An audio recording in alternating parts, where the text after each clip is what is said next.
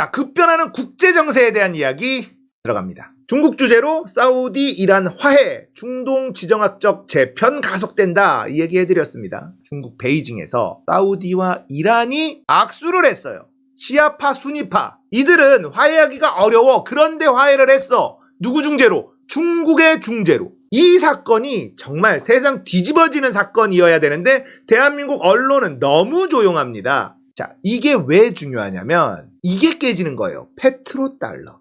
석유에 대한 주된 결제 통화로서 달러의 위상을 상징하는 용어. 국제 원유는 오로지 달러로만 거래되는데 이는 사우디아라비아와 미국이 함께 구축한 페트로달러 체제 때문이다. 최대 산유국인 사우디는 지정학적 이유와 달러 확보를 위해 오로지 달러로만 원유를 결제받기로 했고, 덕분에 미국은 무려 40년간 원자재 시장은 물론 실물 경제 시장에서 달러 패권을 누렸다. 자, 이게 페트로달러예요. 국제 원유는 달러로만 결제할 수 있다.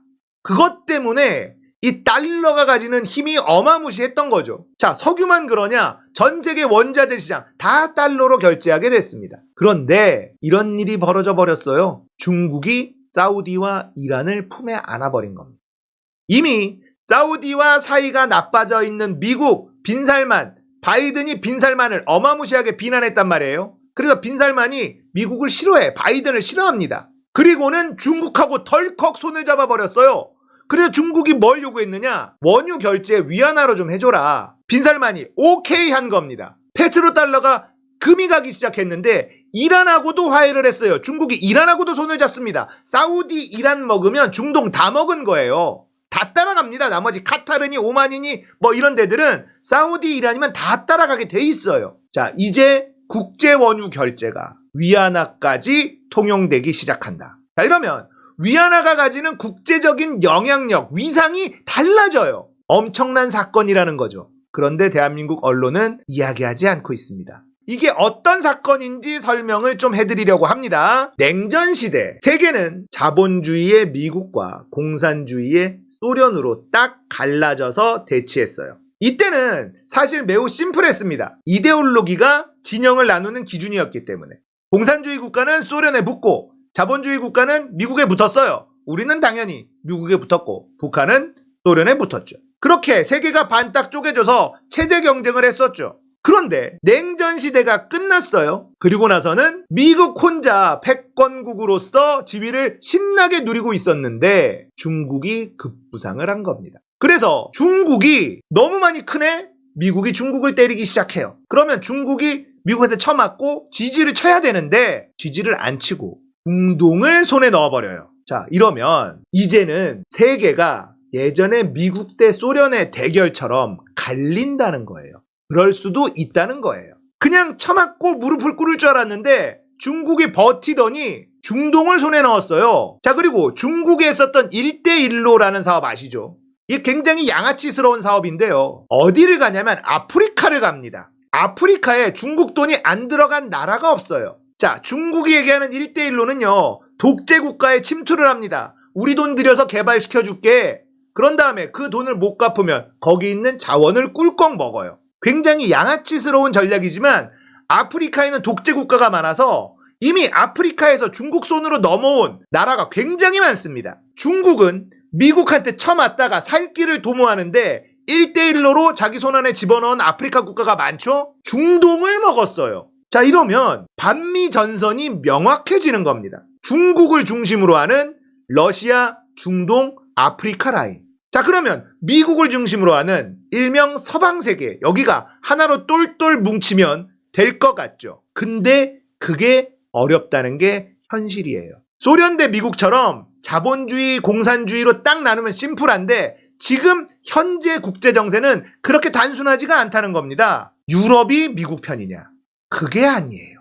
EU랑 미국이 사이가 좋지가 않습니다. EU는 미국에게 불만이 굉장히 많습니다. 최근에 우크라이나 러시아 전쟁이 일어났는데 이것 때문에 에너지 값이 폭등을 했잖아요. 자, 유럽이 나토 회원국인 미국과 같은 편인 줄 알았는데 미국이 러시아 에너지 대신에 미국 에너지를 샀는데 배 타고 건너오면 4배, 5배 튀기를 하는 거예요. 어마무시한 돈을 법니다. 우크라이나 러시아 전쟁으로 가장 많은 돈을 번 나라가 미국이에요. 자, 미국은 지금 이 전쟁이 끝나길 바라고 있지 않습니다. 어디서 할 수 있냐면 젤렌스키가 300km 이상 날아가는 미사일을 지원해달라고 요청을 하는데 안 줘요, 미국이. 그 얘기는 뭐냐면 러시아까지 전쟁의 영토가, 전쟁의 범위가 확산되는 게 싫다는 거예요. 짧은 미사일만 줍니다. 우크라이나 안에서만 싸워. 전쟁이 지속되면서 러시아의 데미지가 쌓이는 걸 원하는 게 미국이에요. 자, 그런데 유럽 입장에서는 어디서 전쟁이 일어나고 있습니까? 유럽 땅에서 전쟁이 일어나고 있어요. 러시아의 에너지가 필요한 이유는요, 유럽에서 전쟁이 일어나서 피해를 직접적으로 받고 있습니다. 이 전쟁을 끝내기를 원해요, 유럽은. 그런데 미국이 무기를 자꾸 대주고 있어요. 거기다가 이 전쟁이 끝날 정도의 무기를 대주는 게 아니라 지지 않을 정도의 무기만 계속 지원하고 있습니다. EU 입장에서는 부글부글 끓고 있죠. 미국 저거 우방이 아니다. 자국의 이익만을 생각하는 양아치다. 자, 이런 생각이 EU 내에서 팽배해지고 있는 겁니다. 그래서 미국과 EU가 예전처럼 끈끈한 동맹이 될 수 없어요. 사이가 그렇게 좋지 않습니다. 이데올로기랑 다르기 때문에. 자, 지금 국제 정세가 어떻게 변할지 예측 불가능한 상황이라는 거예요. 중국은 중동과 러시아와 아프리카까지 이렇게 하나의 연합전선을 꾸려가고 있는 중이에요. 중동을 먹었다는 건 페트로달러가 깨진다는 거고 위안화의 위상이 말도 안 되게 높아질 수도 있다는 겁니다. 자, 미국은 중국 때리기만 앞장서다가 중국이 중동하고 손잡는 빌미를 제공해 준 거예요. 그러니까 미국 언론에서도 바이든의 외교력에 대해서 엄청난 비판이 일고 있어요. 뭐라고까지 했냐면 사우디가 바이든의 뺨을 때린 것이다 라고 평가하는 기사까지 나올 정도입니다. 국제정세가 어떻게 바뀔지 모르겠죠. 달러의 위상이 떨어질 수도 있다. 위안화의 위상이 엄청나게 올라갈 수도 있다. 한 치 앞을 내다볼 수가 없는 급변하고 있는 세상입니다. 물론 미국의 힘을 무시할 수는 없어요. 제가 지금 말씀드린 건 중국 쪽이 아주 유리하게 흘러갈 때를 얘기하는 건데 미국이 그걸 가만히 보고 있지는 않겠죠. 어쨌든 세상이 매우 긴박하게 돌아가고 있죠. 이 상황에서 사실 우리나라는 절호의 기회를 맞이할 수 있었습니다. 그런데 대통령이 윤석열이. 여러분들 보시면 뒷골 잡을 만한 기사를 보여드리겠습니다. 2021년 5월 17일 동아일보입니다. 안보 지렛대로 떠오른 BBC 기업, 리빌딩 대한민국, 포스트 코로나 기업이 힘이다. 백신 대북 정책 협력 촉매 역할, 한미 정상회담 주요 의제로 부상. BBC가 뭐냐 아시죠? 바이오. 자, 팬데믹 종식의 열쇠. 한국의 위상은 바이오 생산량 2위예요. 바이오에 대해서 원천 기술은 없지만 생산 능력이 세계 2위인 게 대한민국입니다. 배터리, 미래 모빌리티 기반이죠. 전기차 배터리 점유율이 2위인 나라가 대한민국입니다. 배터리는 기술과 생산력 둘 다 가지고 있습니다. C는 칩입니다. 반도체, 핵심 물자죠. 제2의 원유라고 불리는 게 반도체예요. 메모리 반도체 1위고 파운드리 2위입니다. 대한민국은 전 세계가 인정하는 반도체 강국이죠. 삼성전자와 SK 하이닉스가 있습니다. 이게 BBC인데요. 미래 산업과 팬데믹 종식에 키를 쥐고 있는 핵심 산업군 조 바이든 미국 대통령은 취임 직후 BBC에 희토류를 더한 4가지 분야에 대한 공급망 점검 행정명령을 내린 바 있다. BBC가 중요하다. 그런데 BBC는 대한민국이 다 가지고 있다는 거예요. 자, 이 기사를 조금 살펴볼게요. 이때는 문재인 대통령일 때죠. 자, 삼성, SK, LG 등 선제 투자로 기술력을 쌓아온 이른바 BBC 산업이 외교 안보 협상의 촉매제로 활용될 것이란 의미다. 한국 정부는 바이든이 바라는 반도체, 전기차, 배터리 공급망 구축에 적극 협력하는 모습을 보일 것으로 알려졌다. 그 대신 문재인 대통령이 한반도 평화 프로세스 재가동을 위해 북미 비핵화 협상의 조속한 재개, 코로나19 백신 확보 등에서 협조를 구한다는 계획이다. 회담 일정에 맞춰 BBC 분야 한국 기업 최고 경영자들이 대거 동행하는 이유다. 4대 그룹 고위 관계자는 회담 일정에 동행하는 한국 BBC 기업들은 사실상 바이든 정부의 초청장을 받은 것. 자, 이 얘기는 뭡니까? 바이든이 BBC를 원하는 걸 잘 알고 있었고 문재인 정부는 이걸 협상의 무기로 쓸 계획을 가지고 있었다는 거예요. 한반도 평화 프로세스, 북미 비핵화 협상. 미국이 원하는 카드를 우리가 쥐고 있으니 이 협상을 통해서 한반도 영구적인, 항구적인 평화를 만들자. 한반도의 평화는요, 돈이에요, 돈. 경제입니다. 북한하고 사이좋게 지내는 거 가지고 지랄 발광할 게 아니라 북한하고 전쟁이 나지 않는 상태를 유지하는 게 돈이라고요. 그리고 북한은 개발할 곳이 넘쳐나는 노다지의 땅이에요. 대한민국 지금 인구도 줄고 있고 개발할 게 있나요? 동력이 많이 떨어진 상태잖아요. 북한과는 통일할 필요가 있는 것은 아니라고 개인적으로는 생각합니다. 통일하면 좋겠지만 그 부담도 만만치 않으니 북한의 김정은 체제를 인정하고 교역의 대상으로 삼으면 돼. 하나의 국가로 인정해주고 그리고 우리가 들어가서 개발하고 야금야금 먹어가면 되잖아. 자본주의의 맛을 보게 해주면 되잖아. 김정은 체제만 유지해주면 되는 거 아니야. 이걸 지랄 발광을 한다고 북한한테 굽신거린다고. 이 바보 같은 놈들이. 북한은 돈이에요. 북한하고 대치하면 돈이 사라진다니까. 북한하고 사이좋게 지내면 돈이 들어온다니까. 왜 이걸 모르지? 버러지들을 이용하는 국민의힘 같은 인간들이 북한하고 대치를 해서 살아남는 거죠. 자, 이렇게 BBC라는 막강한 무기를 가지고 있는 대한민국은 이렇게 급변하는 세계 정세에서 정말 유리한 위치를 점할 수 있었습니다. 왜냐? 중국도 한국을 원하고요. 러시아도 한국 원하고 EU도 한국을 원하고 중동도 한국을 원하고요. 미국도 한국을 원해요. 한국을 원하지 않는 나라는 전 세계에 없습니다. 왜냐? BBC를 다 가지고 있는 나라니까요. 그런데 우리는 절호의 기회를 가져갈 수 있는 이유가 바로 이거예요. 한반도라는 아주 더러운 지정학적인 위치. 자, 이 위치가 그동안의 대한민국의 이 한반도의 역사에는 맨날 두드려 맞고 이랬던 그런 위치죠. 대륙과 해양 세력이 맞부딪히는 그런 위치였기 때문에 맨날 침략당하고 위에서 침략, 아래에서 침략 그냥 얻어터지기만 했는데 자, 지금은요. 대한민국이 힘이 있어요. 기술이 있어요. 돈이 있습니다. 군사력도 세요. 자, 그러면 미국과 중국과 러시아와 협상을 할 때 이 지정학적인 위치를 팔면 됩니다. 완전히 미국한테 붙을 수 없어. 완전히 중국한테 붙을 수 없어. 알지? 완전히 러시아한테 붙을 수 없어. 완전히 EU한테 붙을 수도 없어. 우리 위치가 그렇잖아. 우리가 어디한테 붙으면 어떻게 되겠어. 전쟁 위험 일어나잖아. 그러니까 여기까지만 할게.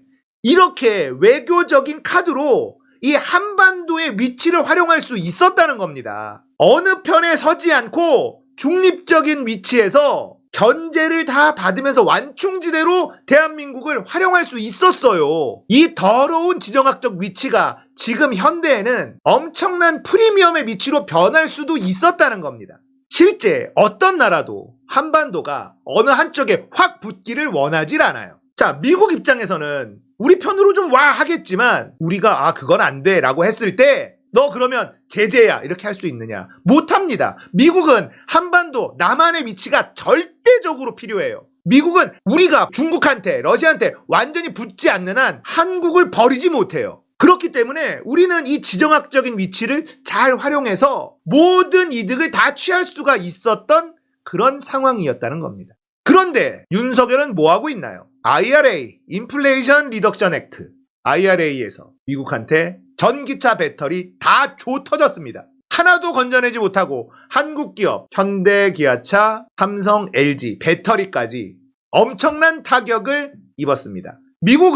바이든의 미국은 한국 편이 아닙니다. 미이익 우선 반도체법, 우리 기업들 초비상. 자, 반도체법 때문에 삼성전자, SK하이닉스 삿됐습니다. 바이든은 우리를 생각하지 않습니다. 거기다가 미국의 상무장관이 이런 얘기를 합니다. 우리가 생각하는 최종 목표는 미국이 최첨단 반도체를 생산할 능력을 갖춘 세계에서 유일한 나라로 만드는 것입니다. 세계에서 유일한 나라로 만드는 것. 그건 뭐야? 한국 기술, 대만 기술. 우리가 뺏어가겠다. 이거예요. 이렇게 대놓고 이야기하고 있는데 미국한테 찍소리도 못하고 있는 겁니다. 자, 이거 미국이 무리라는 거 알아요. 그러면 우리는 버틸 수 있습니다. 미국이 이렇게까지 하면 우리는 미국에 투자하지 않겠어. 우린 중국으로, EU로 갈 수 있어. 미국이 버틸까요? 한국에 제재 넣을 수 있을까요? 못 넣는다니까요. 미국에서 언론에서 들고 일어나요. 한국이 오래된 동맹인데 한국한테 이렇게까지 대하니 한국이 저렇게 처세할 수밖에 없는 것 아니냐? 이렇게 나올 수밖에 없어요. 그런데 다 퍼주고 두드려 맞고 있어요. 자, 일본은 어떻습니까? 강제징용 제3자 배상 말 같지도 않은 짓 해놓고 다 퍼줬어요. 그리고 무슨 소리 듣고 있습니까? 기시다 총리는 한국 정부의 강제동원 관련 조치에 대해서 평가하고 있습니다. 고맙다. 많이 양보해줘서 윤석열 대통령에게 감사하다라는 얘기 안 해요. 안 합니다. 평가하고 있대요. 잘한 건지 한번 들여다보고 있는 중이야. 요렇게 얘기를 합니다. 거기다가 일본의 외무상은요, 강제노동이라고 표현하는 것 자체가 적절하지 않다. 우리는 강제동원 한 적이 없다. 한국인들을 강제동원 한 적이 없다라고 대놓고 일본 정부가 이야기하고 있습니다. 이게 윤석열 외교의 실체예요. BBC라는 무기를 가지고, 지정학적인 무기를 가지고 막강한 군사력과 기술 다 가지고 있는데, 문화의 힘까지도 가지고 있는 상황에서 다 갖다 바친 다음에 조 터지고 있는 게 대한민국의 외교의 현실이라는 겁니다. 자, 거기다가 내일 모레인가요? 일본 가잖아요. 일본 정부는 오므라이스를 좋아하는 윤 대통령의 취향을 고려해 렌가테이를 2차 만찬 장소로 택한 것으로 전해졌다. 윤석열이 취임 전에 일본 기자를 만났을 때, 일본 정부 쪽 만났을 땐가, 자기가 추억이 있는 음식점이 있다라고 얘기했대요. 그걸 기억해서 2차 만찬 장소를 골랐다. 2차 좋아하니까, 윤석열 2차 좋아하니까 2차 접대 외교. 일본이 잘하는 거죠. 2차인데 오므라이스를 먹을지 뭔지는 몰라요. 근데 이제 렌가테이 홈페이지에 이게 있다는 건데요. 렌가테이가 어떤 곳인지 사진을 보여드릴게요. 여기에요. 대한민국 대통령이 여기에서 대접을 받는다는 겁니다. 이게 뭡니까 이게? 개무시당하는 거예요. 완전히 무시당하는 겁니다. 그런데도 좋다고 가서 하하호 웃고 있을 거 아니에요. 우리가 또 하나의 관전 포인트가 생겼죠. 자, 일본에 갔어요. 일장기에다가 가슴에 손 얹고 격려할 거냐 말 거냐. 지금까지 다 했어. 일본에도 할까? 안 할까? 이거 잘 지켜보는 재미가 있을 겁니다.